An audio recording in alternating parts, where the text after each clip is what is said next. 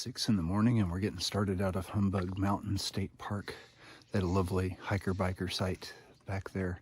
Each individual site was kind of nestled in a little garden wall of hedges. It was very nice. I think only one other hiker or biker was there with me.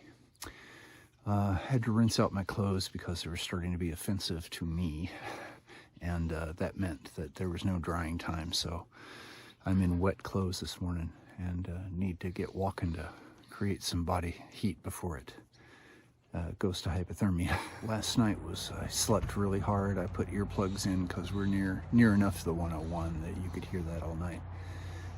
55 in the tent and only slightly damp tent packing up, so everything went really well.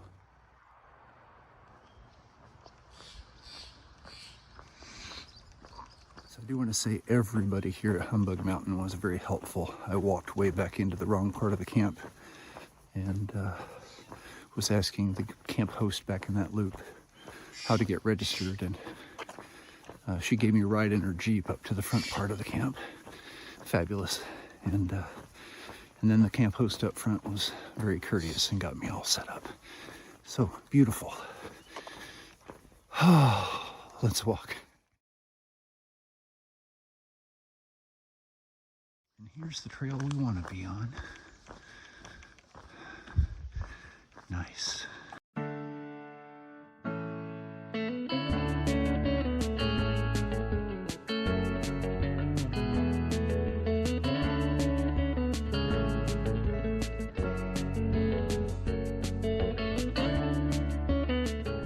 Earlier on, we switched back up the mountain at about this kind of pace, and now we're going back down, but I needed that climbing. It got my wet clothes warmed up. I'm happy for it.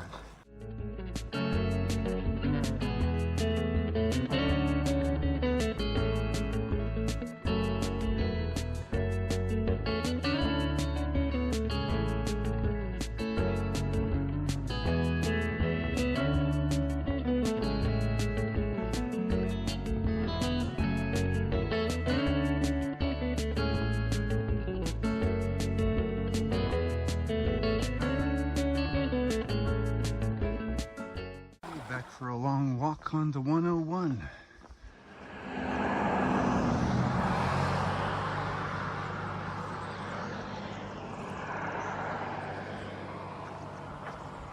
Back off the highway to find a place to pee, and I almost stepped into the first poison oak of the trail, and it's all in here. Okay, note to self, look out for the foggy morning on the 101, as you can see.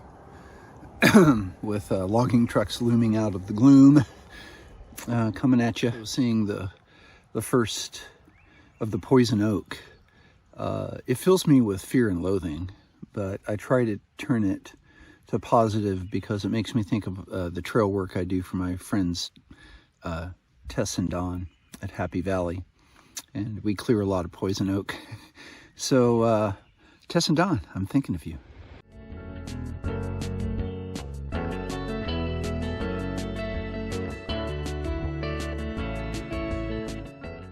Made it to the alternate road.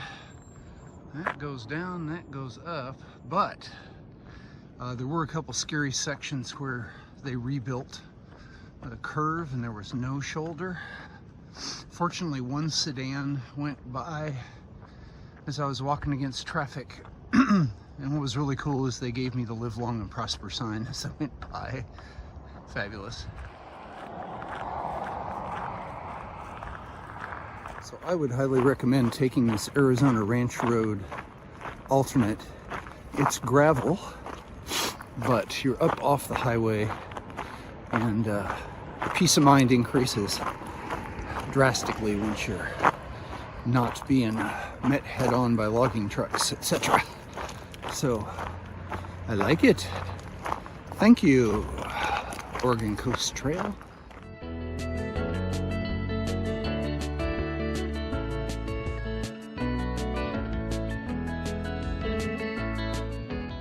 So the first thing we got to do is wade Muscle Creek here, and looking out there it looks like it is shallow. So we'll take the shoes off and go across and then get down the beach. Thankfully the wind is not blowing today. It's waited, and now we're ready for the next adventure, which is probably a rock scramble. I think I see it in my future up ahead.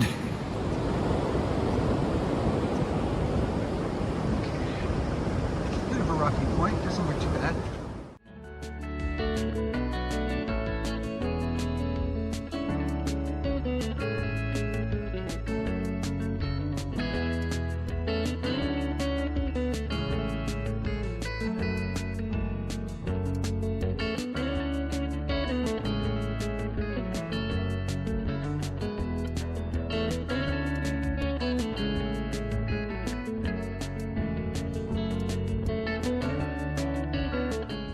That was quite a field of stones to negotiate.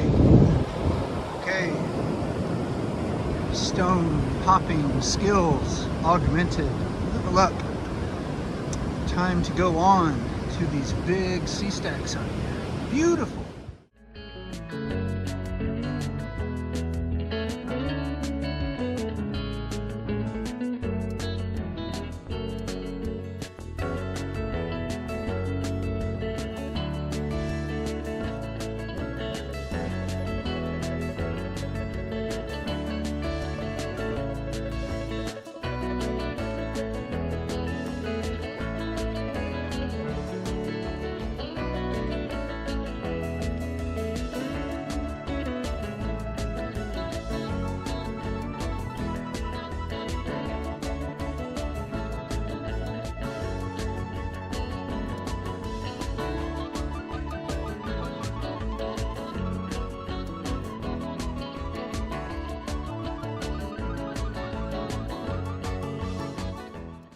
Another field of rocks. And now we're to the sisters. We're going to try to take the easiest way over this jetty so we can get up the trail, which is supposed to be right over there. They said there was a sea cave here.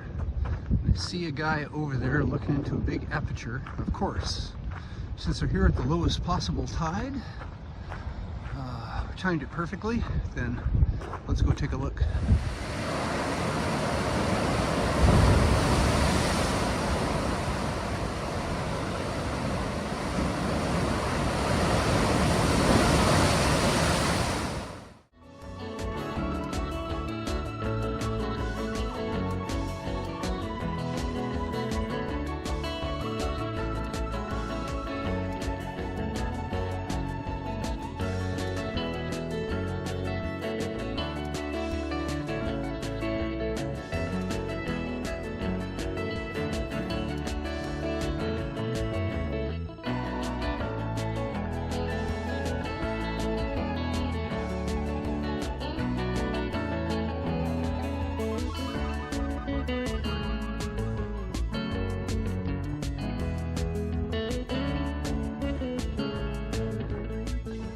Okay, wow, that beach section was just spectacular. We're back up on the 101, dodging logging trucks.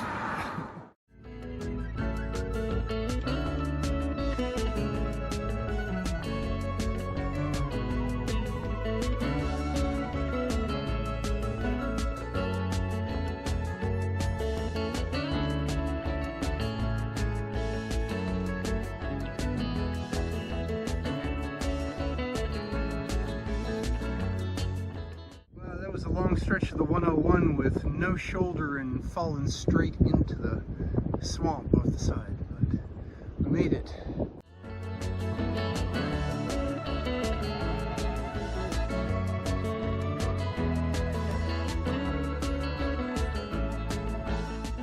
Okay, let's go!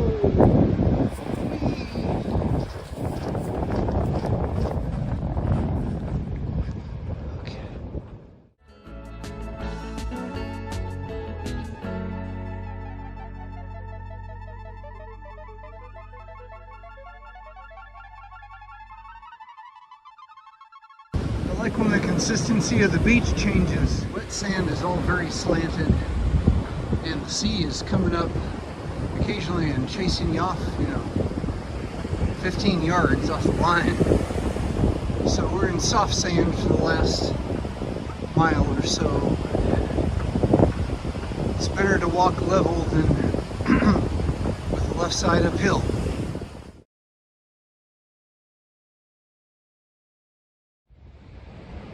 Alright, here's where we can finally get out of the soft sand. Up there at the yellow marker. 171. Looks very steep.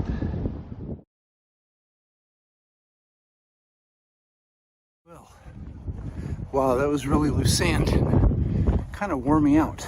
So I'm looking forward to getting my legs back under me on this terra firma here on this road. And thankfully we're not on the 101, we're on a side road. And the side road should take us directly to the RV campground, Nasika Beach, where we're gonna stay and get a shower, and get laundry, get food. I like the way they arranged the name of their RV park into a big smiley face. It was very welcoming coming down the road. Here we are, though it doesn't have a big sign.